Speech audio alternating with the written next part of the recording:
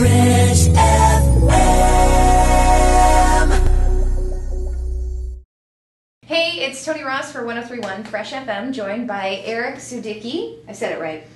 Yes, Kinda? It's Aric Sudicki. I'm the Director of Fitness here at MedPoint. Yeah, so we're at MedPoint, and as we're all getting ready for our beach bodies, I had to ask you, since the spare tire, it's the biggest thing, can't get rid of it, you can work out and stuff, but they said it's all about diet. True or false? This is certainly true, and a big myth in the fitness industry. This time of the year, a lot of people are going to sign up for different kinds of boot camps and really high-intensity training classes that are quite grueling, but a lot of fun, with the promise that it's going to shed X number of pounds of fat.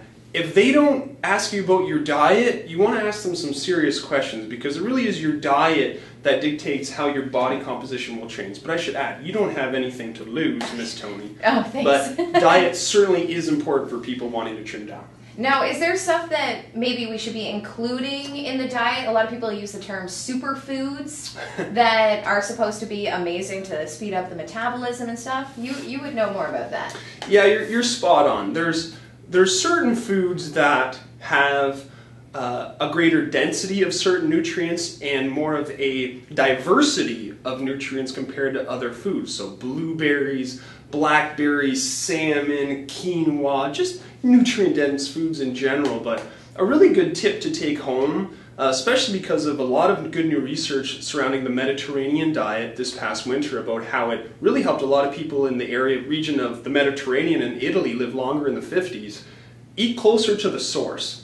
Biggest tip, eat closer to the source. Less processed meats, less refined grains especially, following a whole foods-based diets, high in vegetables, fruits, mainly meat sources coming from fish, lots of plant proteins with just small to moderate amounts of red meat. That's my best advice, but it's those refined grains that really impact your waistline. Not to get into too much of the science, but if you eat a refined grain or even a sugary food, which is still a carbohydrate, a juice, or even a white bagel, our insulin spikes through the roof, your body's in a state of storage, and that's going right to your hips, unfortunately. So bagels are bad. Bagels are bad. So an alternative, instead of having the bagel for breakfast, maybe some large flake oatmeal. Go right to the source. Eat the actual grain.